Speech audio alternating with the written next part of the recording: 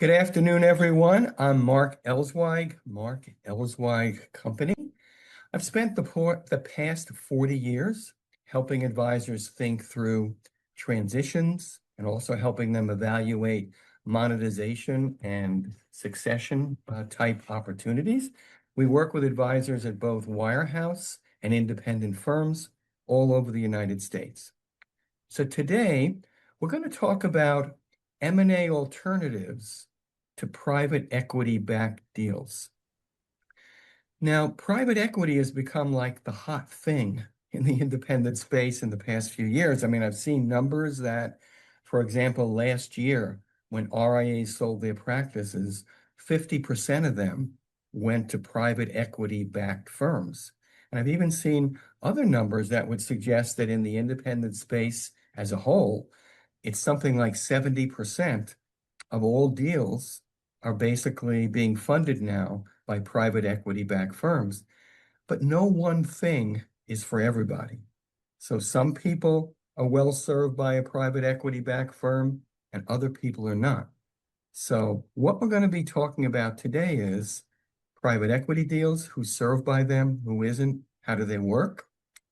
And then we're going to move on to basically consider what the alternatives are. And if you're someone who doesn't want a private equity-backed deal, not suited for it, that's okay.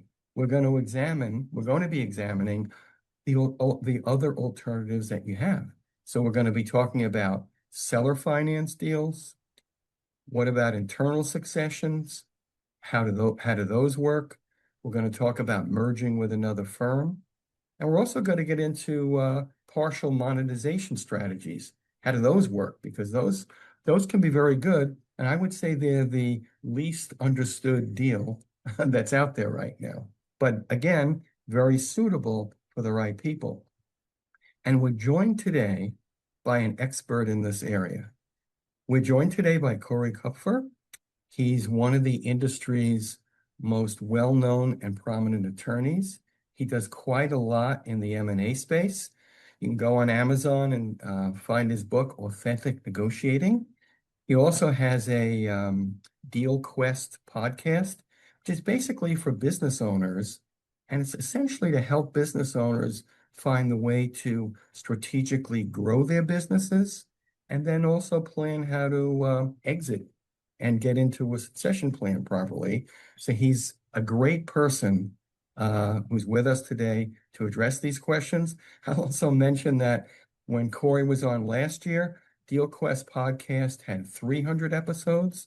And I noticed just the other day, now it has 400. So I guess, Corey, you've been busy in the last year with all the new episodes. And what we're going to do is I'm just going to chat with Corey for, I don't know, 20, 25 minutes. We'll leave, the last 5 minutes or so for Q&A. And then, excuse me, and then in the next couple of days, I'll get the recording of our webinar out to everyone who registered. So Corey, thank you very much for being here. I'm very excited to begin. Well, happy to be here, Mark. Always, glad to spend time with you. And this is certainly a topic that has been coming up a lot in the industry, I, in a lot I'd of people's say minds. I'd say it's about one of the hottest topics out there right now, for sure. So let's Corey start with private equity. Can you tell us a little bit about these deals, how they work, and who they're good for and who they're not good for? Yeah, yeah. So, I mean, listen, obviously, this is the first time this industry has been through a true private equity cycle, right? Hmm. And when I say private equity cycle, it means, private equity money finds a space they like, they start investing, more of them start coming in. It funds firms that then grow significantly. I mean, you look at, the WEGs and the Big and Points and the Mercers and the, Hmm. High Towers and all these firms that are doing, 5, 10, 15, sometimes 20, up to 20 deals a year. And they have the money to do it. Private equity also, when done right, provides deal expertise, right? So it's not just capital. It is also like private equity people know how to, source, structure, close and get deals done, right? Mhm. And they, and what happens is in that cycle, there, it's interesting because we're actually going to be releasing a white paper in a few months on this, which talks about, hey, what does a private equity cycle look like? What does it look like in other industries? And hey, we're going through the first time. Where are we? And we're sort of at a midpoint right now where these firms have made a lot of investment, where it's very competitive, right? And where there's this pressure to grow, and obviously the game eventually is for somebody to go to IPO, and then to get that multiple arbitrage, right, as they grow, and then to have the people who sell who are doing a rollover. So a big part of these deals is usually you'll take 20 or 30% as a seller and rollover equity in the buyer. And part of the promise, is that you're going to get this multiple arbitrage. Like, hey, your firm is, currently worth a 10 or a 12 multiple. Our equity right now is worth an 18, but when we go public, it's going to be worth a 25 or a 28, right? That's part of it. And if you study private equity cycles, there are always winners and losers. Some achieve that, some don't, right? So for some people, right, there's the advantage of certainly top dollar multiples, right? Mhm. At least on the top level.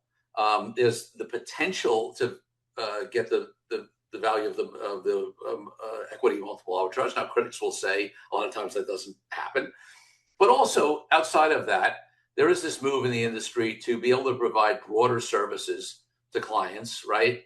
Tax, more family office, all these other different things have more, So the argument would be these bigger firms can better serve all the clients' needs. That would be the argument, outside of the monetization opportunities on why some of the people choose private equity.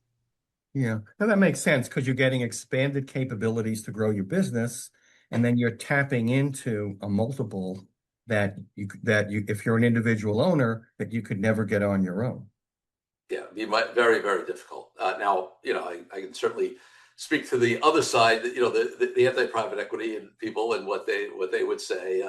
But that's the value prop. And then there's an interesting thing outside of it also that comes down to some folks push back on the private equity side because they're concerned on the fiduciary question, right? Mhm. Like, is it consistent to have the kind of growth pressures and models that private equity usually brings with what's in the best interest of the clients? Those in favor will say it is, because we have these broader range of services, we have stronger expertise, we have more capital to the best technology and all this kind of stuff. And the critics will say no, when you have these growth mandates, right, and you gotta centralize more stuff, and you gotta have more consistent, whether it's in portfolios, or it's in the investment management approach, whether it's in the tech stack, whether it's in branding, all that kind of stuff. Well, maybe that's not the best for the clients. And certainly, when I spoke at the NAPFA conference, for example, where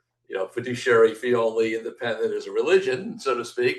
Mhm. Not many of those people are going to be selling private equity.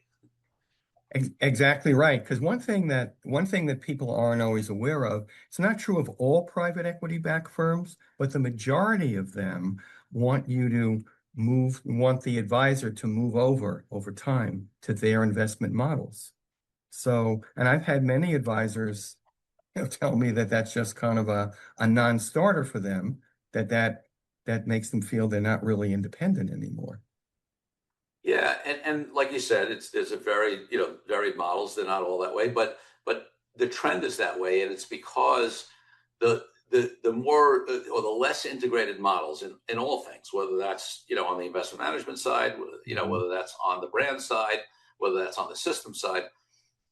You have to understand that the public markets, which is the ultimate goal, right, of private equity, they want rinse and repeat, right? And I know that's maybe a strong way to say it, but like they want easily scalable, and scalable means the simpler, more integrated, more single, focused thing you have, the more you can sort of just replicate that, right? The more complication and variation you have, it's harder to replicate. So, you've seen it with various of the firms, whether it was focused being taken private, and they were much more disintegrated, right? Separate brand, all that kind of stuff. Whatever, what have they done? They've consolidated a lot of these, firms into, you know, Buckingham became Focus Partners, right? They could sell a lot of firms Right. up under that brand. Hightower's got the Signature Wealth thing going on now. Like, you see the move is more towards that, even though it's not the only model available. That's the trend. Right. So when things don't work out for advisors who go with a private equity backed firm, what is usually going wrong? Is it the growth expectations, or what usually doesn't go right? Yeah, so I think there's a few things. I mean, one, sometimes it's just a culture shock, right? I mean, one of the things I always say to my sellers, and this is true if they're selling to anybody, whether it's private equity back or not, Hmm. the first thing is, listen, you've been an entrepreneur, right? For whatever it is. It could be 5 years, it could be 20 years, right? You've been the king or queen of your, king or queens of your domain. No matter, even if you go to a phenomenal place, that's not going to be the truth anymore, right? You're selling your practice. You're going to be an employee, right?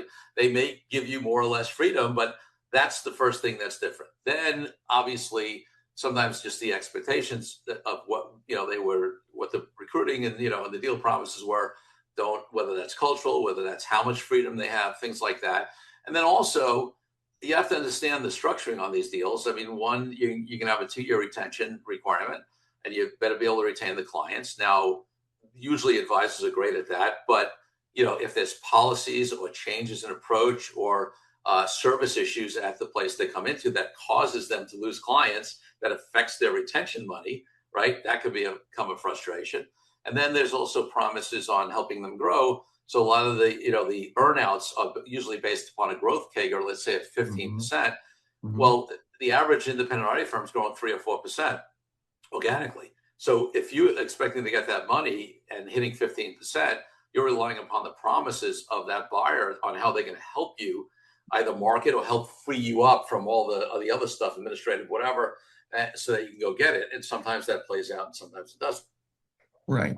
Right. So basically, resources and then growth expectations of things to scrutinize carefully.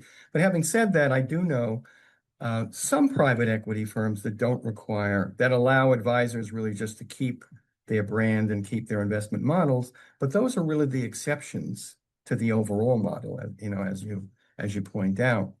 So, Yes. so let's get into some of the alternatives for people who don't want to go in the private equity backed direction. Let's start with seller financing. What do advisors need to know about that? Yeah. So, I mean, listen, certainly, that's a structure that was used a lot more before, money came into the space, but it's still, available, right? If somebody is much more concerned, like let's say they have somebody they know in town that, Hmm. they've known for years and they want to retire and they say, hey, I'd love this person to take over my practice. I really think they're going to be best for my clients. I'm not necessarily looking, I don't want to be in that environment, or I don't need, like top dollar is not, I've done well. I'm going to do well even in the private deal. Um, so it's used for smaller buyer, right?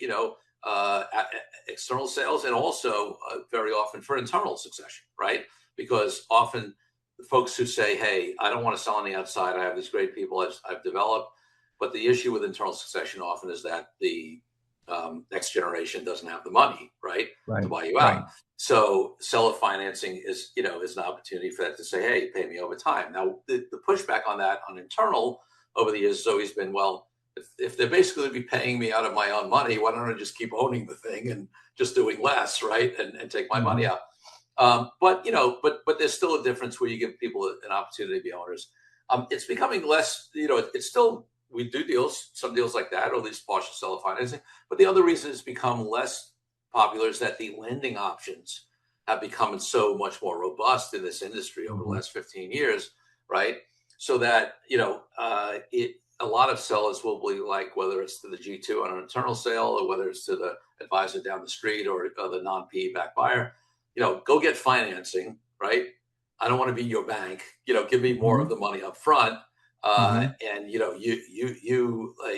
because there's a risk on seller financing, right? If you don't get paid, your options are to sue or to go back in and take over the firm, which is the last thing you probably want to do, especially if you're retiring. So it's Right. still done out there, but it's becoming less prevalent. Yeah. Is seller financing more where the owner is the owner lending money to the people who are going to be taking his practice, or are they doing some sort of a commission split? Yeah, no, I mean, if Typically? it's true seller financing, what you're doing is you're doing a sale to that next generation of the outside advisor, but instead of them, but because that person doesn't have the money to pay you, right, up front, you're basically taking a note, right? So you become, Sure. you become a lender effectively. I mean, you're not giving money. What you're giving is your firm, and you're not getting cash for it up front. So you have a promissory note Right. where essentially they're going to pay you over time. So you become not only the seller, but you also effectively become the lender. And of course, as a lender, you have all the risks that lenders have, right? Right. Right. Default and non-payment and all that kind of stuff. Right. So I could see why a lot of people wouldn't want to, would not want to go in that, in that direction, especially with so much, bank funding being available. I could see why that would be, a less attractive option. What about internal succession, like an internal transition? Yeah, One question is, how much less, I don't know if you can assess this, but how yeah, much yeah. less do you think someone might get transferring selling their business to G2 as opposed to just shopping it in the broader marketplace? Yeah, it's a great question, and I'm wondering if somebody has. I bet you somebody has detailed research on this out there, but I don't, Hmm. because you hear a lot of different viewpoints on this, right? And the reason why even the research becomes a little complicated is because if you compare top line numbers, right? If you say, hey, what is the average, generation two buyer in an internal succession going to pay versus what the top line number that a PE backed aggregate is going to pay, there's a big Hmm. difference, right? Hmm. But those who argue against it, would say, yeah, but like the top line number, like what do people really end up with in the end, right? Hmm. Because like we talked about this, this earnout with a 15% growth CAGR. Well, how many people are really going to hit the growth? Hmm. So let's say that was going to be able to add $5 million to the purchase price, but really maybe you end up with 1 million or 2 million, right? So like will there be a retention adjustment because you didn't retain everything, right? So there's all what's the value of the rollover equity, right? Okay, if you value it at the top line of what the buyer says that rollover equity is worth, it's going to be a big difference. But if you don't believe that's really going to monetize at that multiple, well, maybe it's less of a gap, right? So those who advocate for internal succession will say that the gap is a lot, the gap's not 20 or 30 or 40%, which some of the people on the other side would say. When you really get down to it, and and you look at the dollars in pocket, eventually, the gap's a lot less. And then obviously there are non-monetary benefits to say, hey, there's continuity, right? Because the clients know the internal people, right? There's less chance of disruption. There's less chance you don't have to deal with, having to work for a big, a big player, become an employee again. You continue to control the investment, approach and everything else. So those would be what people advocate for. But listen, if you look at the stats, there are a lot. There's fewer internal successions going on. The train that's going down the track is certainly the PE Hmm. backed. Right. It's very sexy, right? And a lot of people, are going that route. But listen, we do. I don't want to. We do plenty of internal successions.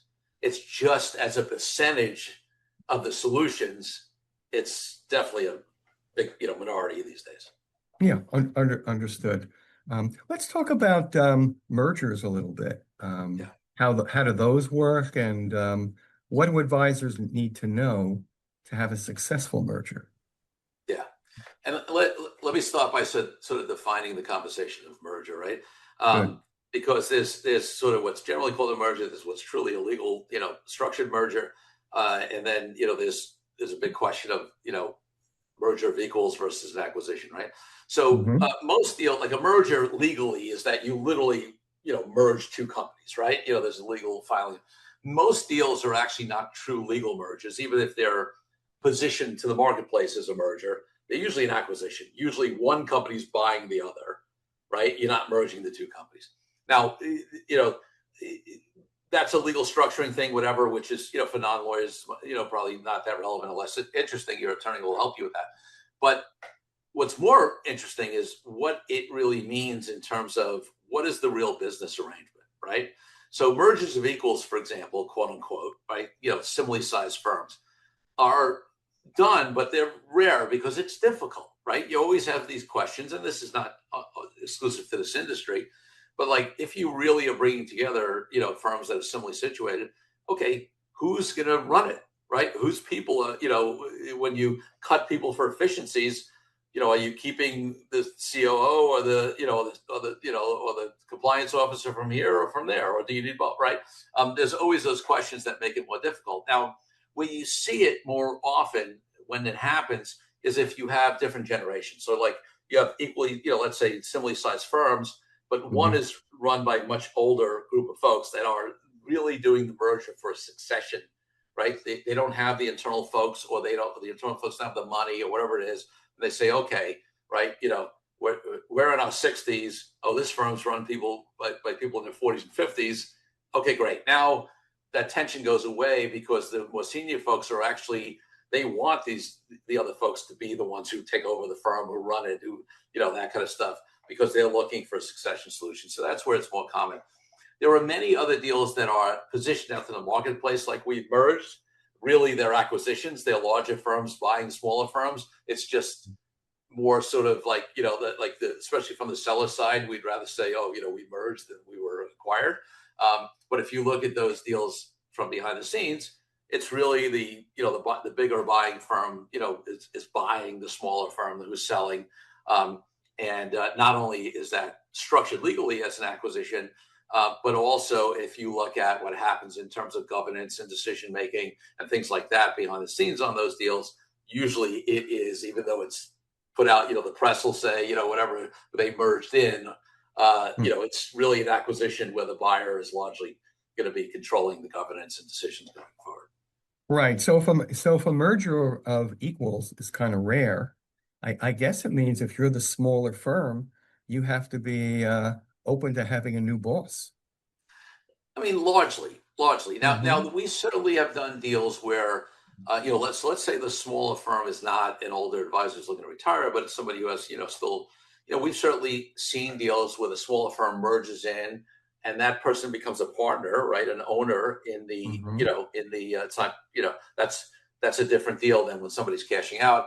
But if they're smaller, right, then they're probably, let's say they're coming in and they're 20, 25, 30, percent of the total AUM revenue, even or whatever. They may get equity and they may get a board seat or be in the management team, but they're going to be outvoted by the existing people, right? Ultimately they'll have a say, they'll have a seat at the table, but ultimately the existing partners are going to control, in most cases, more of the, not only the equity, but also the voting and governance and control. Right. And the day-to-day operations of the firm. So that has to be something palatable to the smaller firm. Yeah. Yes. Makes sense. Let's talk a little bit about partial monetization. Because that's something that it's not widely understood, and that is a good strategy for certain people. Yeah. And listen, there's a lot of it going on in the space. With firms like Merchant and Emigrant and some of these, like the Joe Duran's Rise, does this. There are other platforms, that are not just financing, that are actually, platforms that people join as well, that take minority stakes and then, and then maybe take, maybe on their way to majority stakes. So there are a lot of options out there. I will tell you, it's interesting. We have a client who is getting into the space, who actually I just so I'm doing a couple of years ago I did an RIA aggregator integrator series on my podcast where I had some of these big PE-backed players on, right? I had Marty Bicknell from Mariner, I had Barbarossa at the time from Hightower, I had Matt Cooper from Big and Point, et cetera, right? And I got them to talk about their model and their vision and whatever, so the industry could hear it. I just recorded the first episode. We're not going to release it until probably might be October, November. I'm doing a series with alternatives, right? With interviewing folks that are alternatives to the PE buyers mainly, or at least to the biggest aggregators. Some of them may have small PE. One of these folks is a client of ours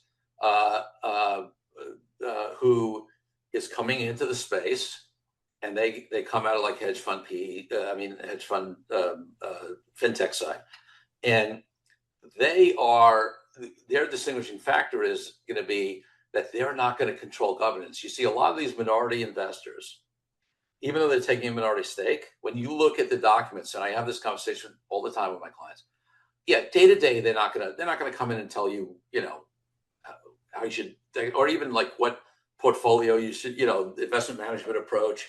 They're not going to control, you want to buy, whatever, new CRM. But most of them, even though they may only take 20% of the equity, on big decisions, they can have veto rights. You want to sell the firm, you want to take on significant debt, you want to, you maybe change direction, do a big, so people have to understand, just because you have a minority investor, most times it doesn't mean that you keep 100% control of your governance by any means, right? And listen, this is not a criticism. This is usually part of the model, because they feel you run the firm, but on the bigger decisions, we got to protect the significant investment we just made in you, right? And we have a right to do that. So we don't want you taking on all this debt because, for example. So people have to understand that. And I've had folks that have thought they wanted minority investment, but then they haven't gone through with it because they don't want to give up those control and governance, rights on the big things. So that's part of the model. This client, this Voyager client that I have, their model is going to be to come in and be much more passive in terms of the governance, and also they have a longer term horizon, right? So they're not going to be looking to push you to monetize and take them out. So that'll be interesting. They'll provide another option. But listen, there's two reasons to take minority investment, whether it's with the governance controls or whatever. And listen, if you're doing great, you're hitting your numbers and you're going along and everything's going well, a good minority partner will hopefully agree with those, we want to buy this company. Oh yeah, that's a great idea. Now they could veto it, but hopefully, in a lot of cases, there's many examples where they've approved these decisions, and it's been good. The two main reasons are, some people want to just take some chips off the table, but they're not ready to fully cash out, right? But you built this asset, right? You want to secure something. And then others are like, we have one client, we have many, but I have one in particular that I'm thinking of, where we had this whole conversation. They did a minority deal, all the governance conversations, whatever. And they were like, no, listen, we think this money's really going to be able to fuel growth for us, and it's going to be worth it. And it has. I mean, they've added billions of dollars in AUM much more quickly through acquisitions and onboarding that they wouldn't have been able to do without the minority capital they brought in. So it's been a real growth fuel, spark for them. Yeah, well, that's great. So I'm thinking also about like sell and stay deals, where people just kind of on their own timetable affiliate with a partner firm, and then just sell off tranches of their business until they're finally ready to step out. Yeah, you could do that as well. I mean, so yeah, what I was alluding to was much more people that are just coming in and and making an investment in your firm. But there are certainly firms, platforms you can join, and this is what I sort of alluded to before, where they will take a 20% interest in your firm. You still have an independent RIA, right? Right. Or you may not, or you may have a non-registered entity in your own brand, but not your own ADV. You may be on some of the models, you're on their ADV, but you still own your clients. They still are only buying 20% of your, basically your revenue, or your equity in your firm, and then they'll buy out the tranches, right? Over time. So there are those models out there as well. Somewhere you keep your own firm, somewhere you actually roll into their ADV, but can have separate branding.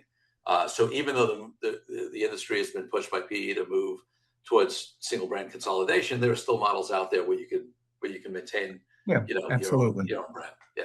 Right, absolutely. Or some where you can get equity in the place where you sold your 20% of your business, and then when the larger entity is acquired, then you can participate in at the enterprise rate with some of That's it. right. And they may even have provisions in there, whether it's an option on your part or whether they have whether they can force it, where if they're going to monetize, they can roll up the rest of your, they have a 20% interest now, but if they're going to monetize, they'll buy the other 80% in advance of the Right. monetization. So you can get that arbitrage on the cash and multiple and on maybe the equity sell out tomorrow. Exactly. So I want to start, just leave room, now that we're sort of bumping up against the half an hour, and I want to be respectful of everyone's time. Let me just ask one question, and then I'll open it up to to other other questions. Yes. I guess my question is, if someone has 5 or 10 years left in the business and they Yeah. want to start to explore their options or understand their options, and that's, in my experience, that's kind of an optimal point, 5 or 10 years, for Yes. people Yeah. to really start. I don't know, what kinds of questions do you think they should be asking themselves to help them identify the right path? I love that. And I love that you put it, the first thing you said is asking themselves, because that is the first, because there's a lot of questions you could ask about, oh, what are the models? What is this, but I think that you said it perfectly because, the first thing is to get really, really, really clear. What do you want? What's important to you? What's, what is, the really non-negotiables? Because listen, the great news is there's so many options out there, right? There was a time in this industry where the options were very limited, right? Where, people, where it was like, okay, either I self-finance an internal succession or I keep this thing, that, and maybe there's some bank out there or something who'll buy me, but I don't know, so, the great news is there's unbelievable, so many choices out there, so many options. The tough part is that it's super confusing. And if you've grown any kind of decent firm, probably people are reaching out to you, right? The corporate development people from at least from the big players are knocking on your door, right? So, you're getting all this and it's easy, there's a lot of shiny objects and a lot of promises being made. So before you get into that, even determining, what's out there, let's get clear, right? What are you looking to do? Are you looking to do something sooner for succession? Are you looking to roll into a place for the next 10 years because you want to get out of, running the firm and dealing with the admin and the compliance and the whatever, and you want to be freed up to grow your business? Are you hearing from your clients that they want other services that you can't provide them? So that's an incentive. Do you really, really want, like, how, and this is a tough thing. Everybody says they're committed to their people, their team, right? Like, how much really, really, really does that matter? Is it okay just to think you'll find them a good home, or are you on that other extreme where no, whatever, even if there's some money left on the table, I want them to, take over. They've helped me grow this thing. I want them to benefit from it. What do you want to stay on for a while, right? If you're going to do a deal, or are you looking to roll out, quickly? Like, all of these things that are much more, deep conversations about what you truly want, what you want things to look like for you, for your clients, and for your employees, are the important things to get clear on. Then the good news is that'll help you narrow, because then if you come to folks like you, right, or me, or investment bankers, or recruit, whatever it is, right, who know the industry, they're going to be able to help you narrow down, because you say, hey, this is important to me. These 5 things, I want this, I don't want this. This is important to me, whatever. Okay, well, now out of all these crazy options, which will take you forever to figure out all the models, those of us who know can say, okay, well, this is important to him or her. These things, okay, Right. so not that firm, not that firm, that firm. Okay, these are the options that actually align with what would fit for them, right? And then the due diligence and the figuring out, on the menu becomes smaller to choose from, which is a good thing, because you don't waste time going with firms that wouldn't be a cultural fit or wouldn't be a model fit, or wouldn't achieve those things that are really, really important to you. So yeah, do that internal work first. Yes, I couldn't agree more. Doing the internal work, figuring out what's your objective, what's your goal, what do you really want, that is the most important thing really to start there. So let me take one more. Um, here's one. I've started to talk with a private equity backed firm. Not sure it's really right for me. Is it too late, or what can I do now? That's the question. Well, okay, so this raises another question, right? So that says I started to talk with a private equity backed firm, right? Right. So it raises an interesting question because a lot of times, right? I don't know how that got triggered, whatever. Maybe they knew somebody, or maybe they got approached, right? Um, uh, it it is important. Like you almost never want to just speak to one firm and then do a deal, right? There's too many options out there. Okay, people often say to me, for example, should I work with an investment banker, right? Corey, you know the space really well. Can't you just help me analyze what? And I'm like, yeah, listen, I know most of the players, right? We do the deals, but what we don't do is that a banker will do, right? And listen, I'm not talking about if you have a small practice, they're not, but if you have a material firm, it's amazing how many billion-dollar plus firms there are now in this industry. It's crazy, right? But even if you're, a little small in that, the point is this: what investment bankers do is that they create a process, right?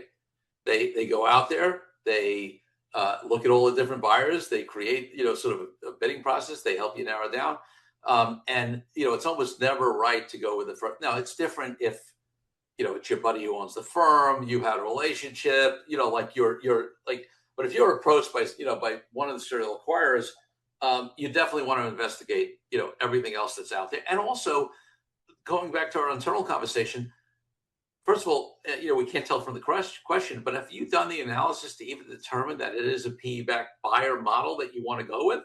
Or should you spend some more time looking at some of these alternatives, whether it's the internal, whether it's the merger, whether it's and one thing we haven't mentioned is there are other buyers out there that are not, like we sort of alluded to it in the sort of, ones that are positions as a merger, but really an acquisition.